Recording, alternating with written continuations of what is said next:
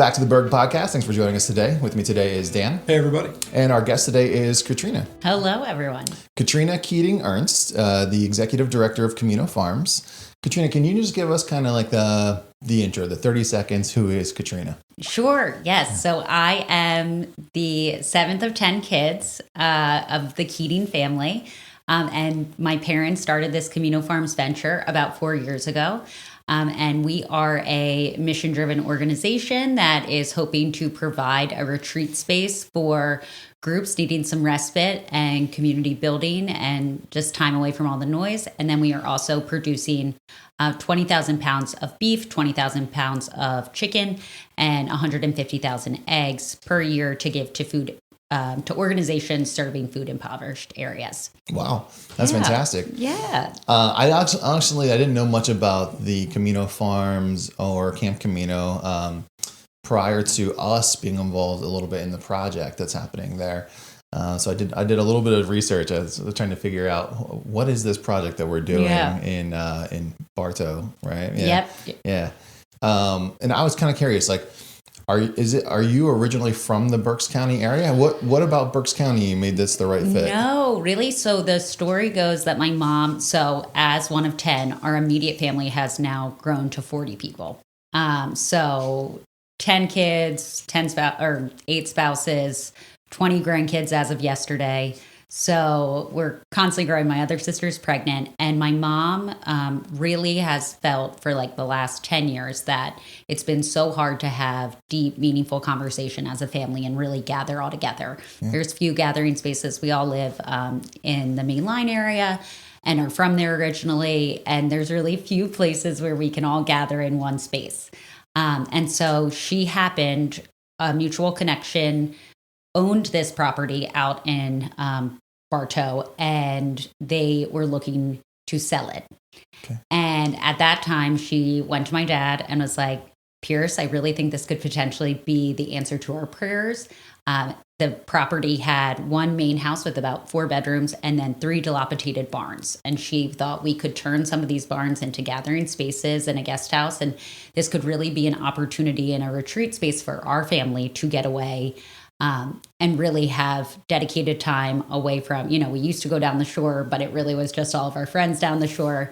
My dad was always saying he played the bouncer because a lot of drinking and arrests down there. No. So that was the story. And then my dad went up and saw it, and it happened to be surrounded by 200 acres of beautiful farmland and something that's always been on his heart. He is a commercial construction builder, has been, as he steps away from that main business, to do something more philanthropic. And so the idea of Camino Farms was born, and that was about 4 years ago. And we just really are to the point of being we plan to open in May. So excellent. It's been a long journey actually getting all the construction approvals and everything, but that's how we found our way to Bartow. To be honest, I would have not been able to point it out on a map prior, but we've really loved learning and getting to know the community and are so grateful for their openness to the project. Yeah, that's excellent. And so, I mean, obviously, big family. Mm-hmm. So meeting spaces are probably hard to come by. I've been to a few of our own family gatherings. So my personal family isn't that big, but my wife's family is enormous. Okay. And so anytime we try to do this, it's difficult, right? Yeah. It's hard to find somewhere you can put 40, 50, 60, 70 people in the same place. And then if you can find that place, how do you do anything when you're there, right? Yeah. So how did it transpire that from family gathering place to sort of like the Camp Camino idea? Sure. So for we grew up Irish Catholic, as you can tell from the numbers.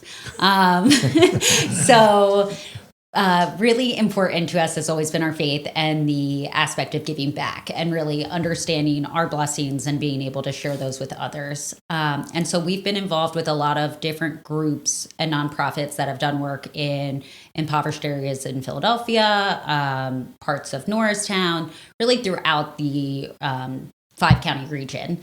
And now we really have to include the Berks County region in that as well. So we'll say 6. And from that, it was I had worked in Kensington actually for 2 years and really started to realize the noise of your everyday, you're constantly in fight or flight mode when you're in some of these really crisis areas. And the L would go by every 10 minutes, and I never had just a moment of peace. And I thought, I am so lucky. I get to go back to my apartment in Center City and can get away from all of this. But most of the people that live there, again, that's their everyday. And so how could we provide this place where you can actually go and see the stars? You're away from pollution.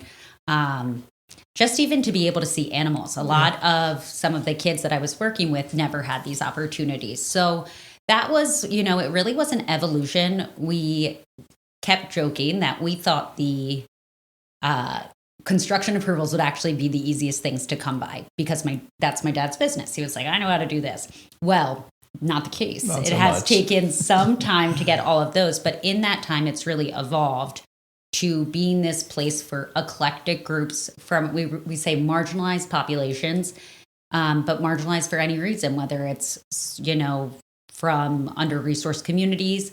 The adults with intellectual disabilities is a big piece of, a passion area for us, as my youngest brother, Luke, has Down syndrome. So that was another big component of all of this. What's he going to do kind of once he's out of the education system? Because we had heard for years, it's great until they're 19, and then there's really nothing for them to do once they're out of the public school system. So, that was really, it was a bunch of different, I would say, God winks over the last 4 years to really evolve to this idea of camp, or I keep it saying almost a sanctuary at Camino Farms for any groups. It doesn't have to be a 5-day experience. It doesn't have to be the traditional camping experience, but really give groups that might not otherwise have this opportunity the ability to experience this. It's beautiful. And so just calm when you're out there. You really do feel like I can go up from it's an hour away from where I live, and I'm like, oh, my nervous system relaxes. Yeah, there's so much that she covered. And so I was at one of the events that they held early on, and had done enough homework from a Berg standpoint, not just the CRD, the construction, all that stuff, but we've always said we like to do projects that matter. Something that impacts the community. We could and of no consequence. We build lots of things that are just things. But when we can, we really want to work in places that matter, that are different, that help the community or provide a place for people to go or visit or see. And when I went, one of the things that caught my attention, honestly, was the diversity of the marginalized people they were trying to serve. And so many of them with individual ties. And there was some common themes there, but it struck on so many things. And like when Katrina talked about the reality of the situation that inner city people and youth specifically live in and what they experience, I know that's something with my brother, with Mike working in the inner city still and continuing to live in the city, and there's one particular kid, Ra, that was a neighbor of his, that he had never seen more grass than there was in Point Breeze in a park that was a soccer field. That was it. He had a bus pass, to get around the city. He could have easily gone to Fairmount Park, but their world gets constricted by circumstance. And when you think about what they don't see, it's almost unbelievable that you could become an adult and have never seen an open pasture or a cow or a horse. And so that was interesting to me. But I think the thing that was most striking was when I heard the idea of the food. And I was like, okay, it is interesting and impactful to give people somewhere that they can go. But there's something different about their mission to try and provide food that really just immediately was like, wow, that's a next level impactful. Because when you talk about you don't even have to go to impoverished or marginalized areas. And when you realize the food that in this country we allow, encourage, and facilitate through the cost of things that people think is normal that you eat, you realize how much is not available to each other. One time I went with, I think it was Brad definitely went, but I feel like Erin may have set it up with one of her friends, and maybe Brad and I have a mutual friend. He went to college with the Canes, are now married, and I know them from adulthood, from them having kids with our kids. And we went in Norristown to a food bank, and the kids and us all packed these bags for kids. And they do an amazing job. at the same time, there was not a single thing in that bag that Erin would have let the girls eat. Mm-hmm. Like there was nothing. They weren't eating any of that. And, and Erin could look at it and say, like, this has preservatives. This has added sugar. This is a class 1 carcinogen. Like, you know what I mean? It was all going to be bad. And it's really hard to say that to people who are trying to do such good work, and it is good work. Right. Yes. But when they said that they were actually trying to have like grazed beef and free-range chicken and eggs that they were going to provide to food banks, they don't even have, that's not even a thing. No, that's really, so we really got lucky in terms of that even transpiring. That was never part of the original plan when my parents had bought this property. But because it took so long to get all these construction approvals, my dad had happened to read in the paper about a place called Carversville Farm. Amazing. It's out in Bucks County. And this is what they do. They give to probably 15 different, and they really focus on soup kitchens actually, but giving that high quality protein to those locations. And he read about it and he was like, wait, we could do this. We're only using X amount of the acres, and the rest we could really figure this out. So it's been amazing. We have Baylor, our farm manager. We just happened to get connected with him, and he's really turned this into making it a reality because I can't tell the difference between farmers. Yeah, exactly. We are not farmers. We just learned the difference between broilers and layering chickens, or there was so much we just learned. I don't even know what you're talking about. So no, okay, it makes me feel better. I know what you're talking about, but only because of someone else. Yes. So that's been a really, and it's honestly, I think we didn't know how much people were really going to be excited about that part of our mission. And that's what we're really starting to be like, wow, this could have so much more of an impact. And our hope is actually, how can we start to make some synergies between the groups coming up for the Camper Retreat Center and what's going on in terms of serving different locations with this food. So is there opportunities for agriculture and harvest, and while they're up there?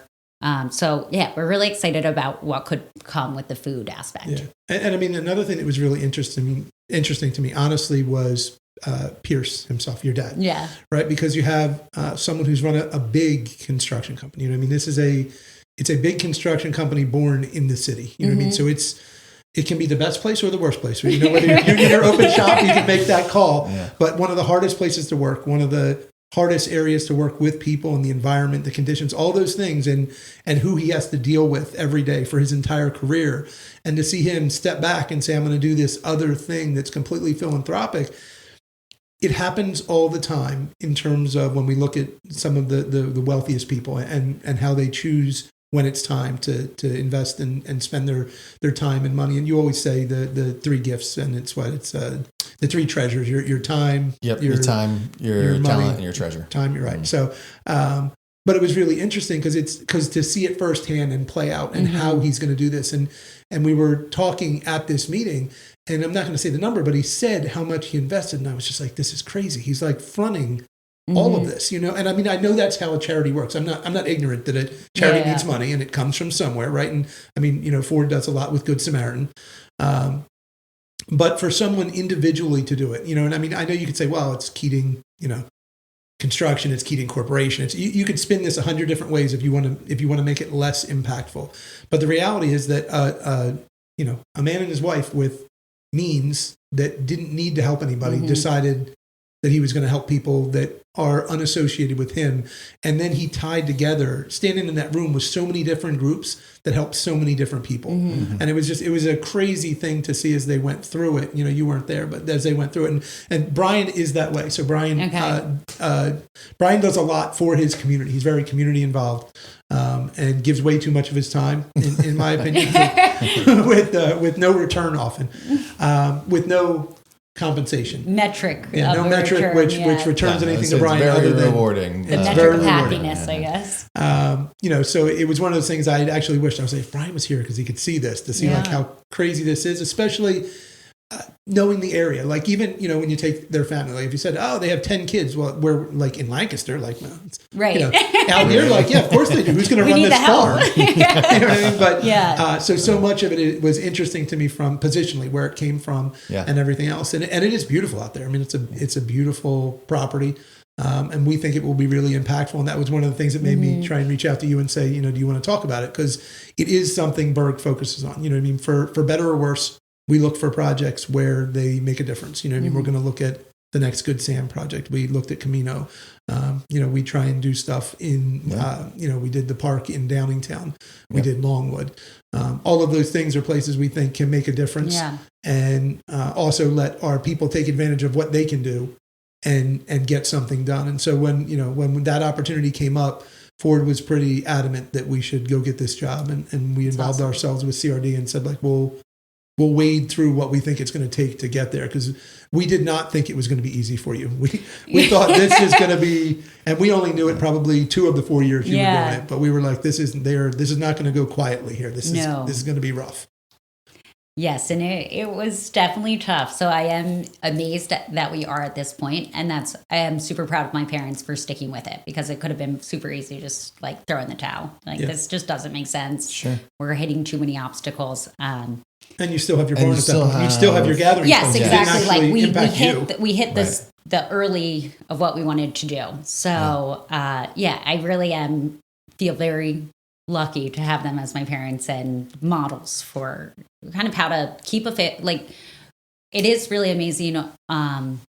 Of the 10 kids, 9 of us live about like 2 miles from each other. We are all in the immediate area. Of the like 20 grandkids, 13 go to the same school. Wow. They're all best friends. So I do, from a modeling perspective, they've really done an amazing job of keeping us together.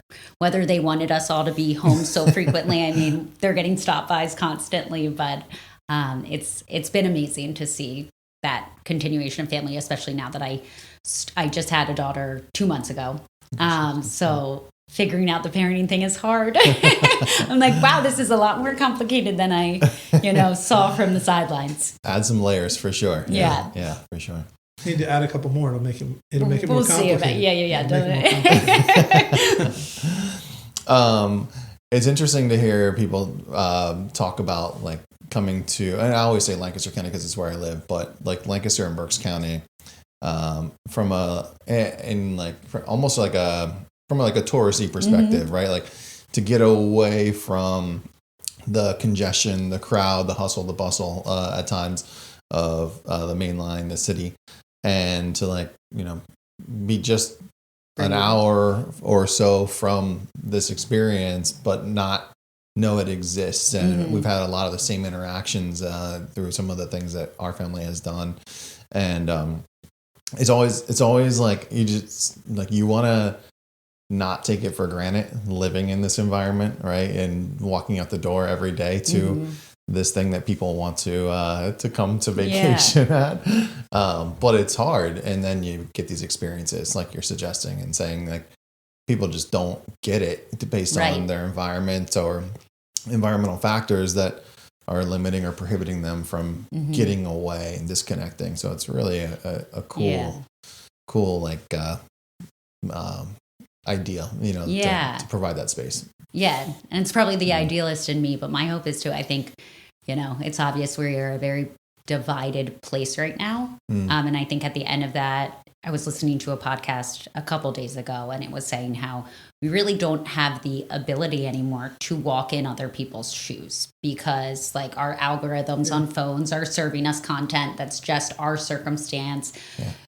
The different environments that people live in are so different from one another that it's hard even like whether or not you wanted to have empathy and be in those shoes. It's like, well, I just have no idea. So our hope too is really to open up some conversation and really see that, like, oh yeah, we're all just humans at the end of the day. We all really want the same for ourselves, our families, the ability to thrive and provide.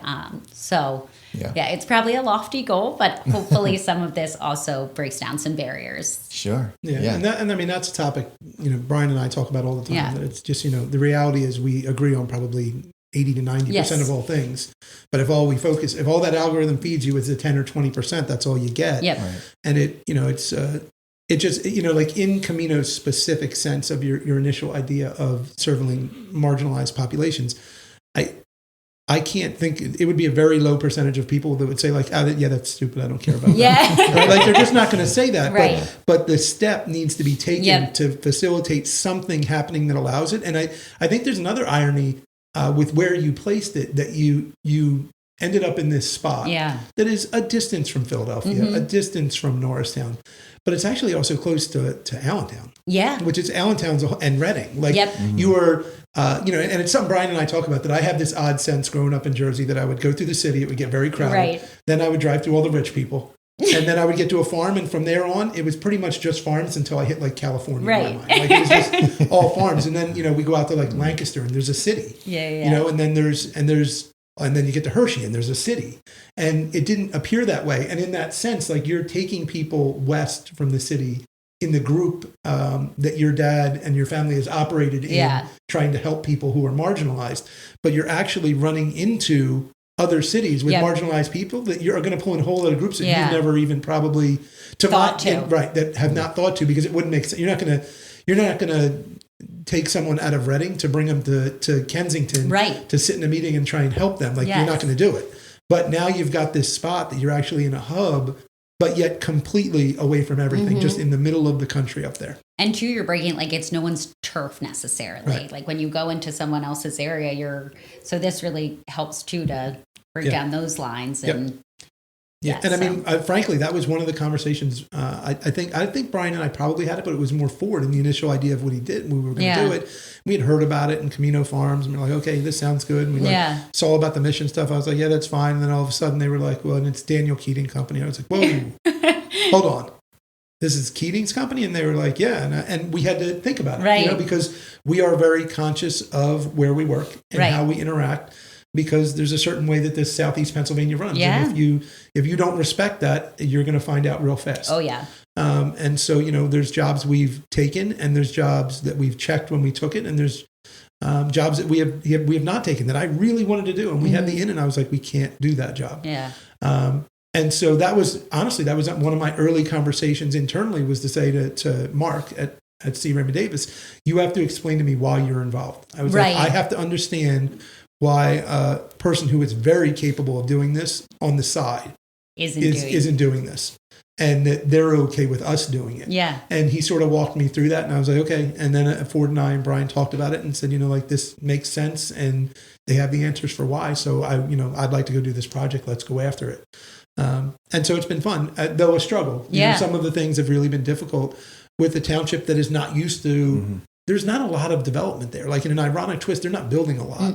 They're not rolling in there with Toll Brothers putting in 200 houses, but they went through the same struggles as you would have if you did it. Well, what's the history of the property is that the original owner of the homestead property bought that land to develop 400 townhouses on it. So initially, the whole township thought my dad was maybe a front, or that this was, so there was a lot of understandable skepticism about, is this project really just for good? Right. Are you just going to build one little thing and then 200 townhouses? Yeah, exactly. So there was a lot of pushback, and I'm glad we fought through it. And I think it's been a really beautiful transformation of the community, at first really being against it. And now, I mean, we've been getting a lot of outreach actually as to how the immediate community can volunteer. Volunteer or employment opportunities. I got an email yesterday that was like, I am, ready for my next phase in life. I've done X, Y, and Z, and I'm really looking to do something more meaningful. So I think, and that's what else I've really been inspired by. There's so many people that are ready kind of for more than this 9-to-5 crazy chaos. So, it's... And I think it also ties together with your idea of how divided everything is. That they're looking for... I think a lot of people are just looking for less noise in a complete... Not actually meaning noise. We're not talking about under the L in Kensington noise. I'm talking about just the chaos and the noise that we live in with what's fed to us, and just say, like, there's too many issues that need to be dealt with for that to be what slows me down. Like, I'm going to have to focus on something else. And I think you're seeing that in... For me, I live in Chester Springs, so I live like we always say I live right on the line. You cross 100, things change. Yeah. And I live right on that line. And Erin's certainly that way. She was one of the first in our group of friends that she said, I'm not going to work anymore. Like, I'm just going to I'm going to raise the girls. And in that community. Now, like I said, if I move to, to Morgantown or just west, that's not uncommon. It's pretty common. But I think it all speaks to that same nature of what's going on. And I think that for that reason, I think Camino could be really interesting. The timing of it, I think, is really going to be embraced by the area and the community just because it's of the goal. And I keep going back to the food thing. The food thing was just, when they said it, I didn't know about it. And it just blew my mind. I was like, wasn't even the amounts. If you had said it was going to be like 2 cows and 20 chickens and, like 1,000 eggs, I'd have been like, that's crazy. You know what I mean? But when your dad or your mom started to talk about the numbers, I was like, the impact this could have on so many communities in that region, being able to deliver that food, let alone, when you play it out, because out here, especially like we do. Do you still buy a quarter cow or anything? You don't do that, right? Or do you do it? We still do some, yeah. Okay, so like we've done it. We go back and forth with whether we do it. When you see how much that is, when you started to talk about it, and that's when I want to have like a steak. You know what I mean? Like, if you donate that to like a soup kitchen or a place that's able to, the amount of nutrition that could deliver to people who would not be able to have that is almost unfathomable how impactful it could be. Yeah, and there's just like so many possibilities. Even we've talked about. Like we'll have a full commercial kitchen up there. Is there potential to have some groups that are more focused on job training to become chefs and commercial cooks that we could use the beef and the product that we have to serve. So again, that synergy aspect we're really excited about. Yeah, that's great. So tentatively scheduled for May of 26? Yes, May of 26. Yeah. Come hell or high water. It's open. Hell and high water sometimes. But that's awesome. Is there plans? I mean, it feels like 4+ years in the making. Are there plans for expansion? Or plans for maybe similar types of things outside of the region? Or that's probably well, it's not for my dad. It's not off his grant. Yeah, so he would love to add in some like trade school elements, potentially opening a school. There is some property around that we could be creative with.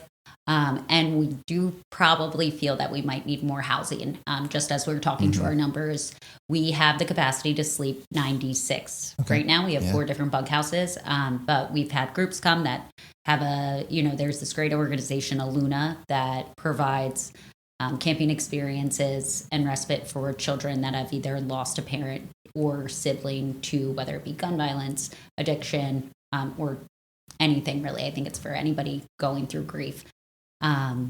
And they have about 300 kids that will come to their camp. So we've already started discussing the expansion possibilities and how else we can utilize this space for more. Awesome. Yeah. That's really cool. Yeah. If people want to know more, where should they go? So our website is CaminoFarmsPA.org. And they can also email me directly, Katrina Keating at CaminoFarmsPA.org. Okay, awesome. And if they want to know, can they find like volunteer opportunities there? I mean, you're probably still building some of that because PSA, we're going to be having a volunteer, very similar to the barbecue we had in July. We're actually going to have a volunteer specific open house February 7th up at our gathering barn to talk about opportunities for the summer and beyond. So right now we have about 8 of the 12 weeks of summer booked for groups coming up. We have groups coming up from Chester, Kensington, Camden, and we know we're going to need extra support, whether that be working as special friends with some of the youth coming, or even cleaning up in the cafeteria, or helping out around the pool or the animal barn. We'll also have zip lines, so we know we're going to need extra hands. So February 7th we'll have that, and hopefully that will be the start of a lot of more opportunities to come. Excellent. Yeah.